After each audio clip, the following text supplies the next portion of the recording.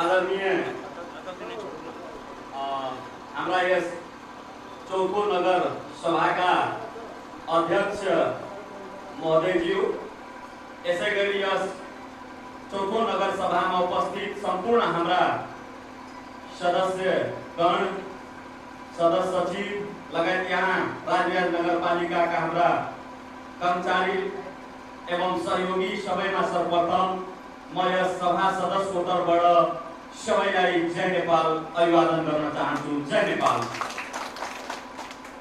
सर्वप्रथम म यस सभा सदस्यको हैसियतले म यहाँ केही कुराहरू आज जुन 77-78 का जुन नीति तथा कार्यक्रम प्रस्तुत गर्नु भएकोमा म नगर अध्यक्ष सभाध्यक्षज्यूलाई धन्यवाद दिन चाहन्छु र केही म यसमा आफ्ना फरक सुझावहरू पनि म राख्न गइरहेको छु नगर सभा अध्यक्षजीको अनुमतिमा। सर्वप्रथम जुन हाम्रो देशमा कोरोना कोभिड-19 को महामारीले जुन हाम्रो सप्तरी जिल्लामा सबभन्दा पहिले राजविराज नगरपालिकाले हर घरमा खाद्यान्न पुर्याउनु भएकोमा म यस सभाको सदस्यको नाताले म नगर सभाका अध्यक्ष लगायत कार्यपालिका एवं सम्पूर्ण वडाका वडा समितिज्यूहरूलाई म धन्यवाद दिन चाहन्छु। साथै यस कोरोनाको सन्दर्भमा घाँस बाँस कपास महत्त्वपूर्ण विषय र यो बेसिक नीड नैसर्गिक अधिकार मानव जीवनको भएको हुनाले खाद्यान्नतर्फ जुन कदम उठाउनु भयो त्यो वास्तवमा सराहनीय हो। सँगै म के भन्न चाहन्छु भने यस राजविराज नगरपालिकामा यो कोरोना भाइरस सञ्चालनदेखि नै हाम्रा नगरका सम्पूर्ण विद्यालयहरू पठन पाठन पूर्ण रूपमा बन्द भयो। शिक्षा भनेको ज्ञानको ज्योति हो र नगरमा जुन हुने आधारभूत परीक्षा समयमा लिन सकेन, किन र कुन कारण समयमा त्यो परीक्षा विद्यार्थीहरूको हुन सकेन र यसै सन्दर्भमा हाम्रा जुन पठन पाठन पूर्ण रूपमा स्थगित भयो। राजविराजमा धेरै एफएमहरू छ, एफएमहरू मार्फत पनि उहाँहरूको कक्षा सञ्चालन हुन सक्थ्यो, तर त्यो सञ्चालन पटक्कै भएन। यसतर्फ हाम्रो नगरको नगर कार्यपालिकाको ध्यान किन पुगेन त? त्यतातर्फ हामी चुकेका छौं, त्यतातर्फ जरुरी महसुस भइरहेको छ। यसै गरी बजारको व्यवस्थापन हुन सकेन, बालमन्दिरको प्राङ्गण र पब्लिक बिन्देश्वरीको प्राङ्गणमा सञ्चालन गर्ने नगरपालिकाको निर्णय हुँदाहुँदै पनि किन त कार्यान्वयन हुन सकेन। साथै नगरपालिकाको भित्र हाम्रा अहिले पनि लामखुट्टेहरूको अतिक्रमण छँदैछ। त्यसमा कोरोनाले हाम्रा तमाम नगरवासीलाई आतंकित पार्यो। नगरमा किन पटक पटक सेनिटाइजर मसिनद्वारा नगरलाई त्यसतर्फ आकर्षितमा कतै कतै हामी चुकेका छौं। एकपल्ट मात्रै नगरमा स्प्रे गरेर मलाई लाग्दैन यो कोरोनाबाट हामी पन्छिन सक्छौं।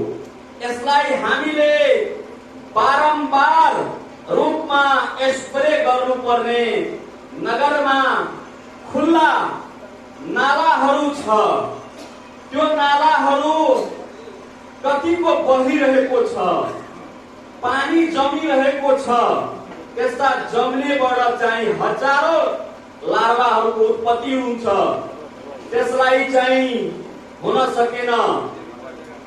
भलवाही नदी अव्यवस्थित छ।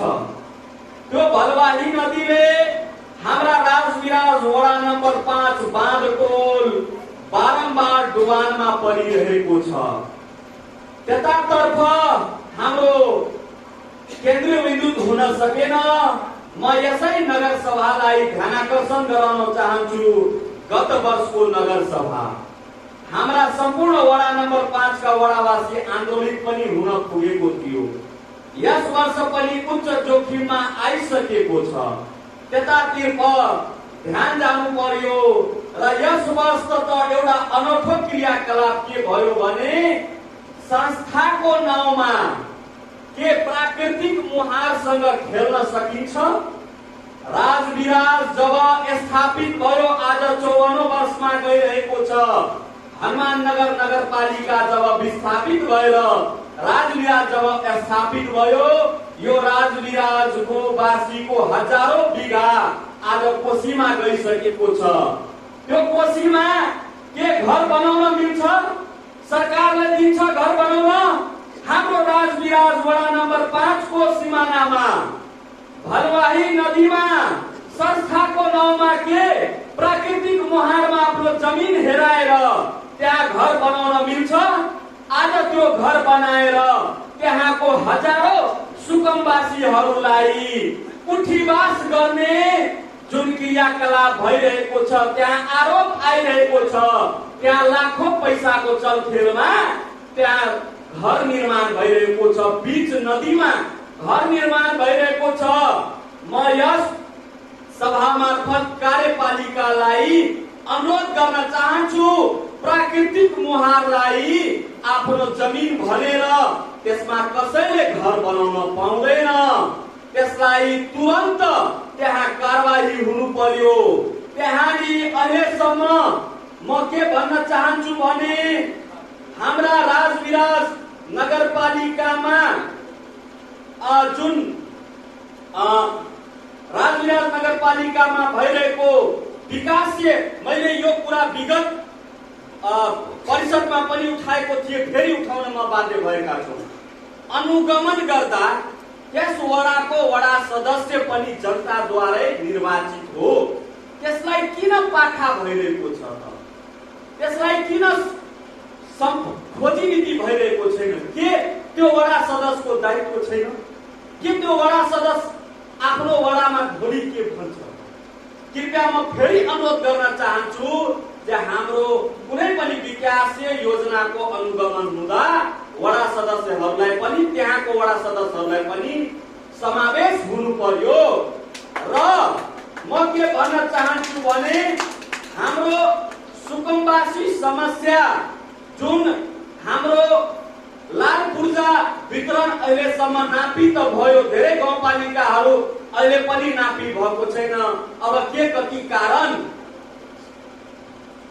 सरकारको संविधानको म तपाईलाई यहाँ भन्न चाहन्छु भने 3 वर्ष भित्रमा यदि हामीले लाल पूर्जा वितरण गर्न सकेन भने मलाई लाग्छ हामी कतै न कतै फेलियर हुन्छौं यो 5 वर्षमा। म नगर सभाध्यक्षज्यूलाई ध्यानाकर्षण गराउन चाहन्छु कि हाम्रा नगरमा, हाम्रा तपाईका कार्यकालमा यस्ता विभिन्न विज्ञ जनप्रतिनिधिहरू हुनुहुन्छ। तपाई उहाँहरूलाई पनि राखेर तपाई नीति तर्जुमा तय गर्नुस्। मलाई लाग्छ यो 70 जिल्लामा नगरपालिका फर्स्ट हुन्छ। म के भन्न चाहन्छु भने हालसम्म कार्यपालिकाले गरेका, मैले यो विगतमा पनि उठाएका थिए, हाम्रो सदस्यहरूले नगर कार्यपालिकाबाट भएका के निर्णयहरू, म्याग्निट्युडहरू जनताले हामीलाई क्वेशन गरिरहेको छ। हामीले भन्न सकिरहेका छैनौं के निर्णय भयो त? हामीले नीतिमा ल्यायो डिजिटलको कुरा, पारदर्शिताको कुरा, सुशासनको कुरा, तर के हामी आफै भित्र सुशासित छौ त? दिन किन संकोचित? जसरी तपाईले परिषदको चिठी वर्षमा आज एकपल्ट हामी वडा सदस्यले पायो, आहा कति खुसी लाग्यो। त्यसरी नै यदि हामीले आफ्ना निर्णय भएको जानकारी पनि हामी वडा सदस्यले पाएको हुँदा आहा भन्ने मौका पाउँथ्यौं र हामीले पनि सम्प्रेषण जनताको माझमा गएर हामी सम्प्रेषण गर्न सक्थ्यौं। यदाकदा हामी त्यो सकिरहेका छैनौं। आदरणीय नगरसभा अध्यक्षज्यू, नेपाल सरकारद्वारा नेपाल राजपत्र भाग 2 खण्ड 51 अतिराङ्क 20 मिति 2064 साल 5 गते प्रकाशित सूचनाको हक सम्बन्धी ऐन 2064 अनुसार कुनै पनि सूचना गोप्य राख्न नहुने। तर के हुँदैछ, सहज रूपमा हाम्रै जनप्रतिनिधिहरू बारम्बार यहाँ सूचना शाखामा निवेदन दिइरहेको छ तर सूचना पाइरहेको छैन। यसलाई हामीले चुस्त बनाउनु पर्छ कि पर्दैन, मेरो एउटा ध्यानाकर्षण गराइरहेका छौं। विगतको नगरसभाको नाउँमा खर्चको विस्तृत जानकारी हामीले पाएनौं।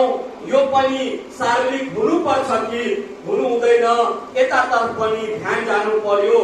आदरणीय नगरसभा अध्यक्षज्यू, विकास निर्माण कार्यमा कहीं पनि हजुरको आँखा या हाम्रा अनुगमन निकायको आँखा यतातर्फ किन पुगिरहेको छैन? कतै पनि होर्डिङ बोर्ड लागेको छैन छैन छैन छैन। यो एकदम यथार्थ कुरा हो, यसलाई स्वीकार्नु पर्यो। जनतालाई हामी कति दिन ठग्ने त? त्यसैकारण होर्डिङ बोर्ड यथाशीघ्र विकास निर्माणको अगाडिमा हुनु पर्यो हुनु पर्यो हुनु पर्यो। आदरणीय हाम्रा नगरसभाका अध्यक्षज्यू, राजविराज वडा नम्बर 5 सरस्वती टोल हुँदै वडा नम्बर 12 वडा नम्बर 11 गइन्छ। तर म अनुरोध गर्न चाहन्छु, हाम्रो अनुगमन समिति त्यहाँबाट जाँदा हामीले फुलपेन्टलाई माथि तानेर आफ्ना वस्त्रलाई माथि तानेर त्यहाँबाट जान्छौं। तर मलाई आफै कतै न कतै धिक्कार भइरहेको छ। कुनोली रोडदेखि हुँदै उतातिरको आज वर्षौं बितिसक्यो। ठेकाद्वारा जुन निर्माण भइरहेको छ त्यहाँनिर न त होर्डिङ बोर्ड छ न त त्यसमा के कति लागत छ र अहिलेसम्म त्यो निर्माण हुन सकेन। त्यसमा हजारौं जनता भिन्न अवस्थामा छ, यातनामा यातना भोगिरहेको छ, पीडामा पीडा भोगिरहेको छ। कहाँ जाउँ, हाम्रो निकाय नै मौन छ। त्यसैकारण यतातर्फ पनि ध्यान हुनु पर्यो र त्यस्ता ठेकेदारलाई कालो सूचीमा राख्नु पर्यो। र आदरणीय म नगरसभा अध्यक्षज्यूलाई के भन्न चाहन्छु भने, राजविराज नगरपालिका भित्र रहेका हाम्रा दलित, भूमिहीन, अल्पसंख्यक, मुस्लिम, अपाङ्ग, हरवा चरवा को लागि जुन हाम्रो यो खाद्यान्न ऐन 2075 मा खाद्यान्न परिचय पत्र लागू गरी वितरण गरिसक्नु पर्ने जुन स्थानीय ऐन अनुसार जुन व्यवस्था भएको छ, तर त्यो अहिलेसम्म हामीले राशन कार्ड किन लागू गरी राख्न सकिरहेको छैनौं? हामीले किन खाद्यान्न परिचय पत्र लागू गर्न सकिरहेका छैनौं? त्यो पनि एकदम अत्यन्तै आवश्यक महसुस छ। त्यतातिर पनि बजेट तथा नीतिमा समावेश हुनु पर्यो। राजविराज नगरपालिकाको सूचना अभिलेख अप टु डेट छैन। हामीले जाँदा यता जाउँ उता जाउँ जाउँ जाउँ कता जाउँ हुँदै फेरि घरै जाउँतिर भइरहेको छ। वेबसाइट त निर्माण छ राजविराज नगरपालिकाको नाउँमा, तर वेबसाइटमा अप टु डेट छैन। वर्तमान गतिविधिहरू समावेश छैन। राजविराज नगरपालिका भित्रको क्षेत्रलाई फ्री वाइफाई किन गर्न सकिरहेका छैनौं? अहिले सूचनाको पहुँच सहज र सरल हुनु पर्यो, हाम्रो मान्यता हो। अहिले सबैले फेसबुक चलाउँछ, मिडिया चलाउँछ, त्यहाँबाट हाम्रो नगरपालिकाको सम्पूर्ण गतिविधिबाट वञ्चित भइरहेको छ हाम्रा युवा तथा आम नागरिकहरू। मेरो अधिकार कार्यक्रम लागू हुनु पर्यो। यो राजविराज नगरपालिका 70 जिल्लाकै जेठो नगरपालिका मात्रै नै भएर यो नेपालकै ऐतिहासिक नगरपालिका हो। मेरो अधिकार कार्यक्रम यो बजेट तथा नीति कार्यक्रममा समावेश हुनु पर्यो र मेरो अधिकार के हो? यहाँको 17,000 जनसङ्ख्यालाई यस राजविराज नगरपालिकाले प्रत्याभूति दिलाउनु पर्यो। मेरो अधिकार भन्ने कार्यक्रम हरेक वडाको टोल टोलमा जानु पर्यो। मेरो मान्यता रहेको छ आदरणीय नगर अध्यक्षज्यू। यसै गरी म यहाँनिर पुनः ध्यानाकर्षण के गर्न चाहन्छु भने भूमि सम्बन्धी ऐन 2012 लाई संशोधन गर्न दफा 52 को जमिन उपलब्ध गराउनेमा के भनेको छ भने नेपाल सरकारले भूमिहीन दलित सुकुम्बासी हरवा चरवालाई एक पटकका लागि तोकिए बमोजिम 3 वर्ष भित्र जमिन उपलब्ध गराउने। के हामी 3 वर्ष नागेनौ त? कता हामी चुकिरहेका छौं? यो नीति तथा कार्यक्रम बनाउँदाखेरि त एक पटकका लागि हाम्रो नगरपालिका भित्र मलाई लाग्छ हजारौंको संख्यामा भूमिहीन सुकुम्बासीहरू भोकले छटपटाइरहेको छ, छतले छटपटाइरहेको छ। त्यतातिर केन्द्रबिन्दु हुनु पर्यो, छाना छैन छतमाथि, त्यतातिर ध्यान हुनु पर्यो। तर उठीबास राजविराज नगरपालिकाबाटै विभिन्न हाम्रा क्रियाकलापहरूको नाउँमा भइरहेको छ। आदरणीय गाउँ बलौत बिटोरी तथा नापी भएका जमिनको लाल पूर्जा वितरण किन भइरहेको छैन? यो यता पनि हामी चुकेका छौं।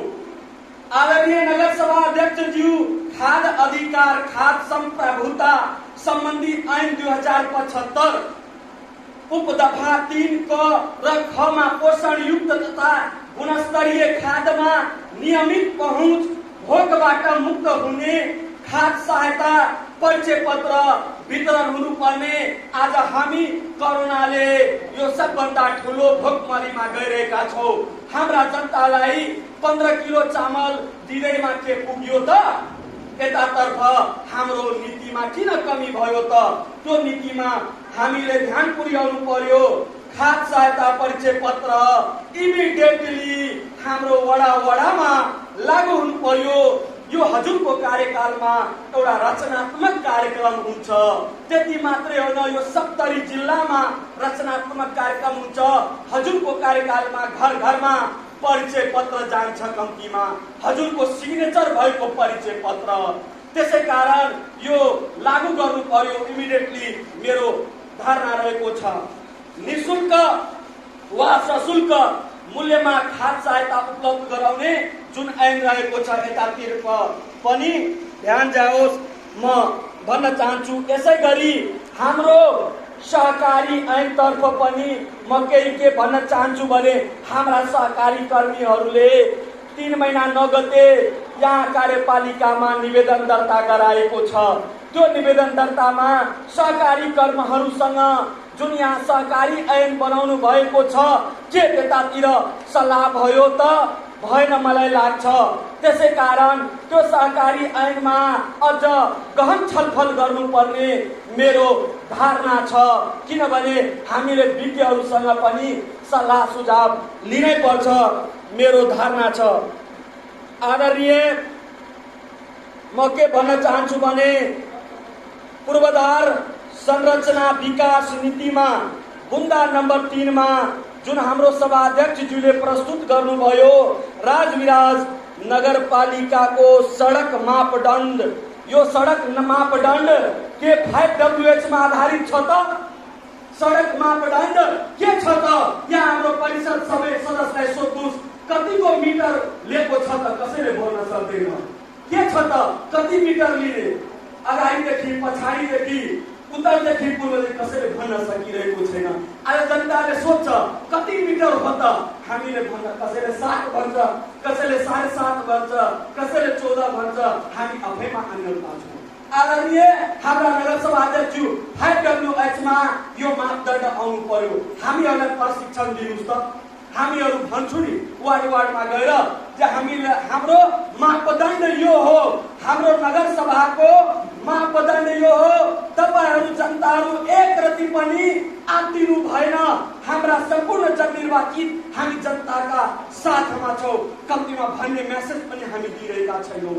आदरणीय नगरसभा अध्यक्षज्यू, यतातिर जानु पर्यो। बुन्दा नम्बर 5 मा स्मार्ट सिटी अन्तर्गत के अवधारणा छ त त्यो प्रस्तुत भएन।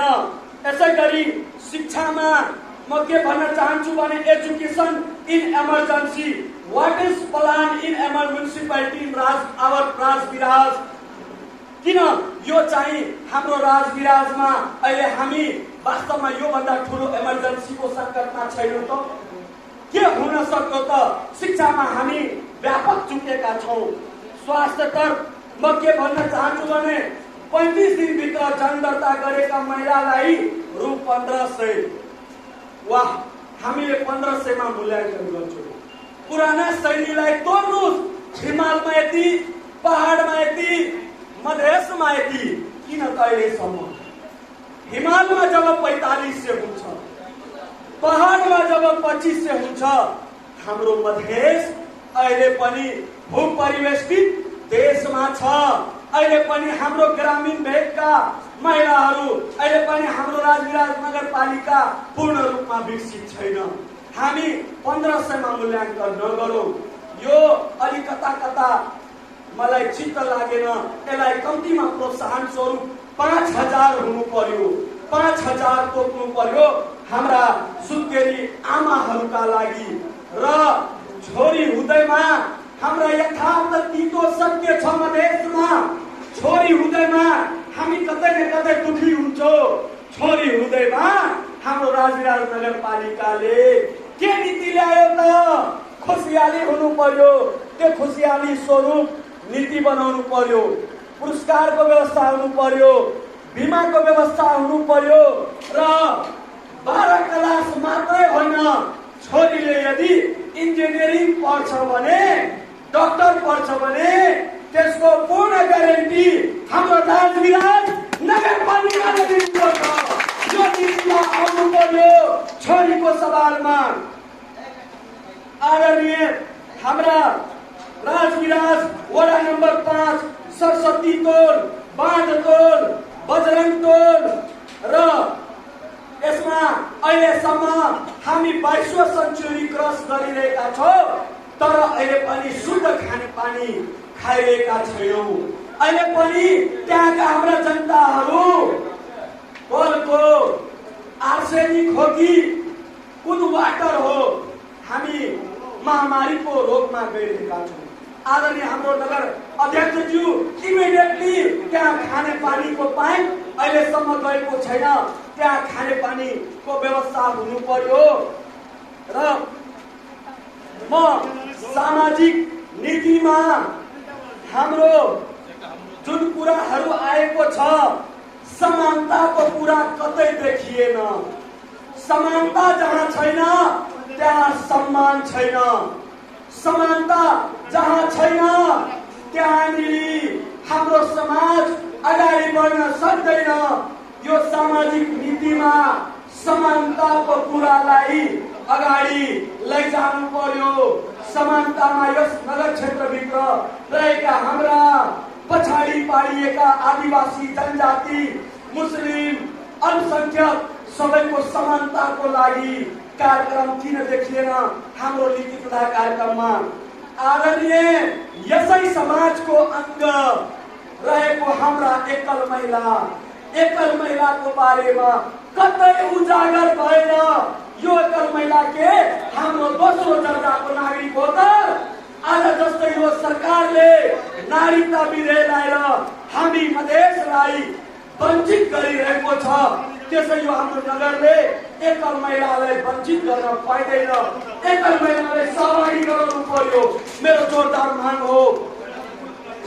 गैर सरकारी संघ संस्थाहरूलाई जुन हाम्रो राजविराज नगरपालिकाबाट गोप्य रूपमा कार्यक्रम दिने कुराहरू भइरहेको छ, यसलाई यथाशीघ्र खत्म गर्दै प्रतिस्पर्धाको कार्यक्रममा लानु पर्यो।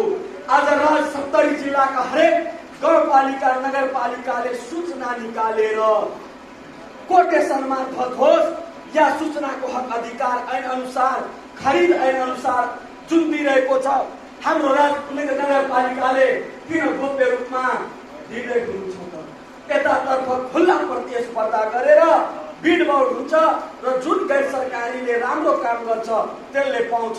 त्यसमा विभेद हुनु भएन। र पुनः म यही कार्यक्रमलाई हाम्रो चौथो नगर सभा जुन यस्तो कोरोनाको समयमा आयोजना समयमै भइरहेको छ, यसलाई म नगर सभाको सदस्यको हैसियतको नाताले म आभार व्यक्त गर्न चाहन्छु। र हाम्रा नगर सभाका सदस्यहरू जब यो राजविराज नगरपालिकाको सेवाग्राहीहरूसँग जब सेवा लिने र दिनेमा जान्छ, त्यहाँको वातावरणमा पनि कतै न कतै हामी घिन महसुस गर्छौँ। त्यसलाई पनि ध्यान दिनु पर्यो। र यो कोरोनाको समयमा हाम्रा नगरपालिकाका यस्ता केही कर्मचारीहरू, हाम्रा हाकिम, मेयर साहब लगायत जनप्रतिनिधि कर्मचारीज्यूहरूले अहोरात खट्नुभयो, मलाई थाहा छ। त्यस्ता हाम्रा कर्मचारीहरूलाई आज यस नगर सभामा किन सम्मान भएन त? उहाँहरूलाई उचित पुरस्कार र सम्मान हुनु पर्यो। मलाई लाग्छ उहाँहरूलाई पनि सम्मान गर्नु पर्यो। हाम्रो राज्य नगरपालिका भित्रमा सहयोगी हातहरूलाई, ज्येष्ठ नागरिकहरूलाई, विभिन्न विद्वानहरूलाई पनि सम्मान र युवा क्षेत्रमा, पत्रकारिता क्षेत्रमा राम्रा काम गर्नेहरूलाई सम्मानको परिपाटी यसै राजविराज नगरपालिकाले गर्नुपर्छ भन्दै मेरो मान्यता यस नगरसभामा मैले 2 शब्द बोल्ने जुटाउने अवसर जुटाएकोमा धन्यवाद दिँदै म आफ्ना शब्द यही विराम गर्न चाहन्छु। हस्त धन्यवाद। जय नेपाल, जय मधेस, जय। धन्यवाद।